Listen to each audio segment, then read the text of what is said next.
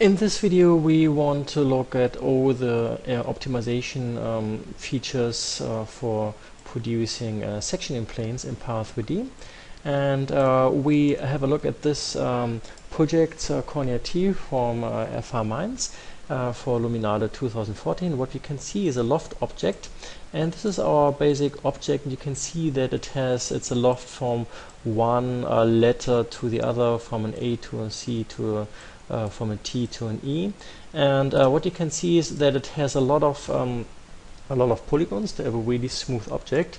And after using the contour generator, it just generates really clear or really clean sectioning splines. If you look at this, I go into isolate selection, you can see that it's completely optimized, and this is only possible if you are able to work with this optimization tools, and we will have a look at this in the next minutes. Okay, in the next minutes I'll just show you the workflow of my first video about producing sectioning planes with contour generator. And this is my loft object. I just added poly on top. I go into create a plane with length and width 1 segment, and then I go into para3D, and I want to have 32 sectioning planes. I just call this also sectioning plane to have a better overview. Sectioning plane, and I go into create as a one-dimensional array. And I have to readjust it a little bit. I would like to use the linear controller again. Anyhow, it's a really visual way of using the contour generator. I just use my linear controller, and then I have to choose the last node, activate my snap function, and I just move it here to the back, and I just adjust it with X direction, and I move it up, so I adjust it to my top. I go into update, and here we go. And in this case, I also again don't want to intersect exactly the last polygon, so I move it down a little bit, minus 5 centimeters, and the other one I just move up a little bit, plus 5 centimeters. I update my array, and then we can just see that this is the base of my sectioning plane. And obviously I also have to take my loft objects and put it into para3D. I just open para and just say assign controller, and I just call this sectioning object, and I go into create, and I don't need any other information of this object, just my edit poly level. So I say no, I don't want to enter this, and here I also don't want to have the information of all my spline lines. And I just zoom out, and like I already showed it in my first video, what I can do is I can just add this contour generator, which I do right now. I go into all and just choose my para node connected to my sectioning objects, and in transform I want to connect it to my sectioning planes. And if I want to connect this one to another parametric array, I need a parametric array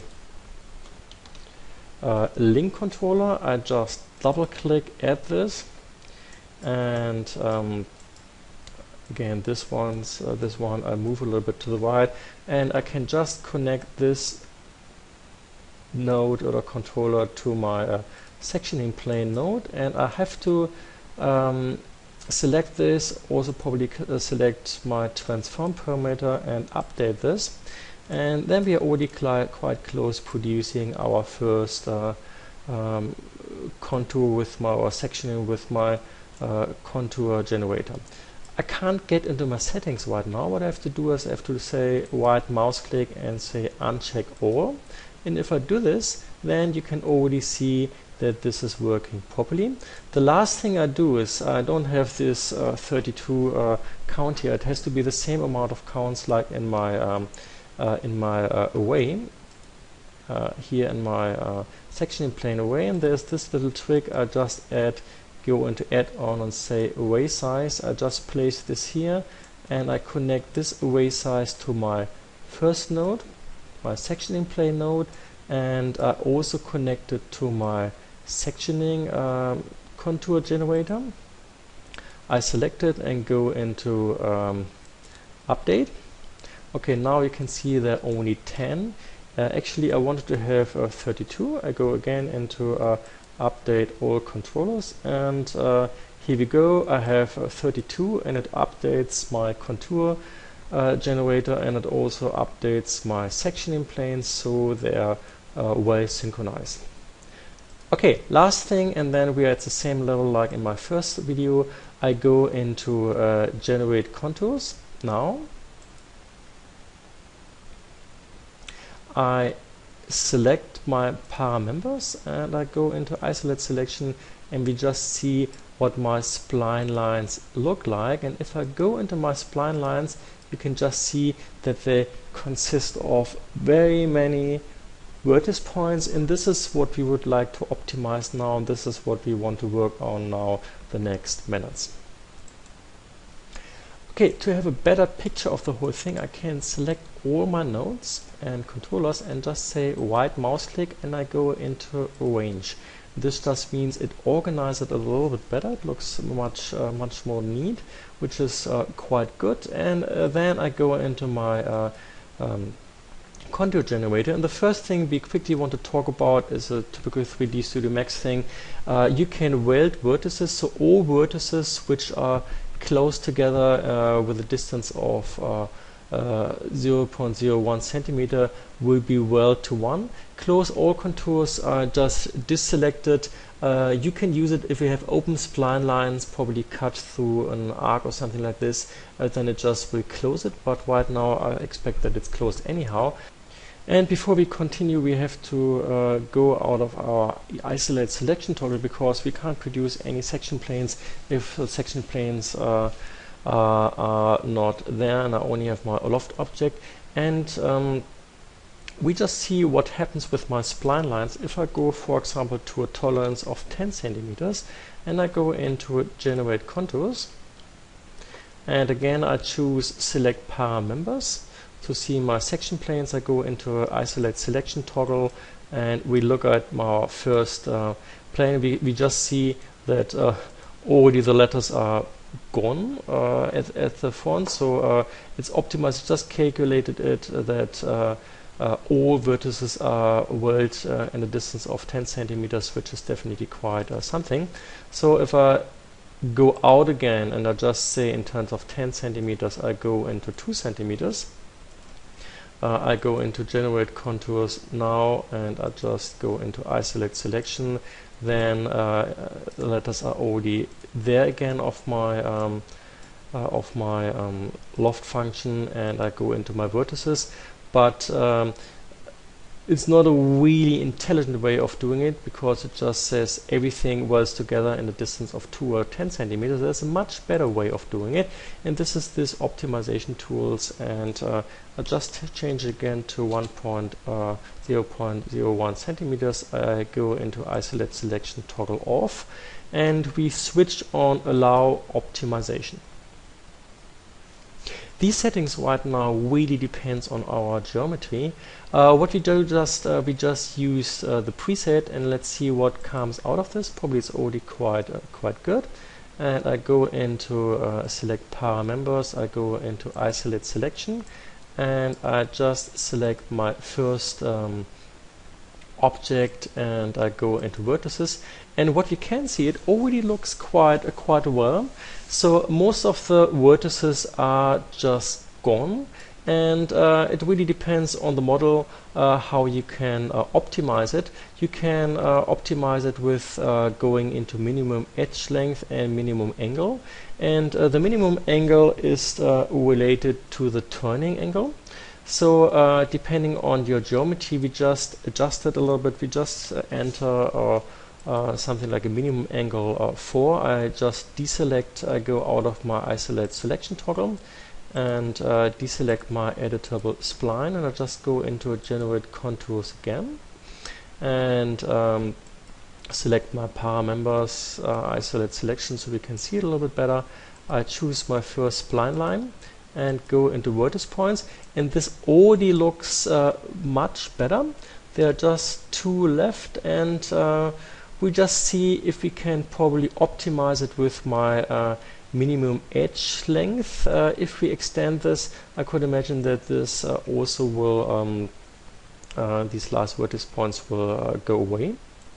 So if I enter, for example, like 2 centimeters, this means that one edge has to be longer than 2 centimeters. I leave my isolate selection toggle again, I deselect, I go into generate contours now, and just select para members, go into selection toggle, and choose my first. I played with the settings a little bit longer, and the best result was with minimum angle of 4 and minimum edge length of 1 centimeter. If I just go into isolate selection and I look at the vertex, look at the spline lines, for example, like this one, then you just can see that it already looks quite well. Okay, let's look at the other setting is set vertex type, and this is also an option of optimizing it, because if I go into these vertices and just choose one of the vertex points, for example like this one, then you can just see right mouse click that this is a Bezier corner, and actually this should be all corner types, and it's possible with this set vertex type to optimize this, and you can do this with a minimum angle and minimum edge length. We will have a look at this right now. I just leave my editable spline and go out of my selection toggle, and I go into generate contours now. With my set vertex type selected, I go into select para members, isolate selection, and I choose my first object and go into my vertex points. And we just see, we look at this points again. I choose this one and right mouse click, and you can just see it turned it from a Bezier to a corner. And I just do it with the other ones, for example like this one. This is also a corner type, so this optimization, even if in the settings, already works really well. And what this optimization setting actually does is, if the turning minimum angle is smaller than 1, this means at the end of the day it's a flat surface, then it just makes out of a Bezier corner a corner type. And if they're closer, the edge length is smaller than 0.1, it also expects actually that it has to be a curve, so out of a corner it makes a Bezier point to make it nice and smooth.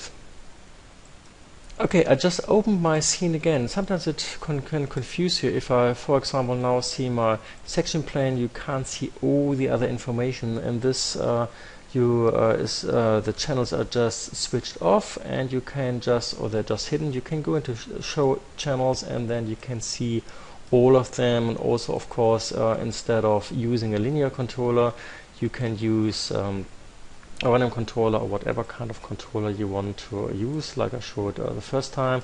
And what you can also do is I can go again into add parametric array, and I just use a reference, and the reference I just connect through my to my sectioning node, and I can choose this and just move it a little bit to the side.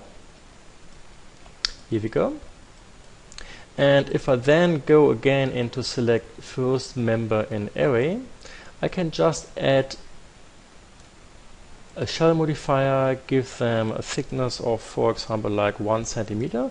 And the only thing I then still have to do is I just have to say reload properties, and no, I don't want to access the vertex points. And then you can see that I have a sectioning model, and they all have a thickness of 1 centimeter. And in my para3D, I can just change the inner amount and or the outer amount in these terms, and just say I want to have a value of 10 centimeters, and I go into update, and you can see the thickness. I can change the thickness in a parametric way, like a random or interpolate controller, and just use a random controller because that's the fastest way of showing it. I'll just say a random between 1 and 10 centimeters, and here you can see that the different kind of sizes. And if you're happy about this and happy with this design, the last thing you can do, you can just go into add-ons and say Snapshot, and you want to combine results of all nodes into single objects, because so far there are only 32 independent objects, and you go into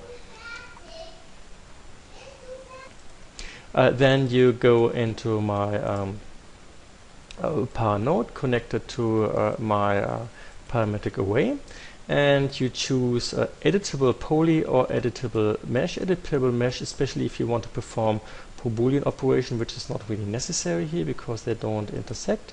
You go into create snapshots, and it just takes a little bit, and after some calculation you just generated a snapshot, and you can just work with this snapshot independently as a single object and not connected with 32 nodes anymore. Okay, thanks for watching.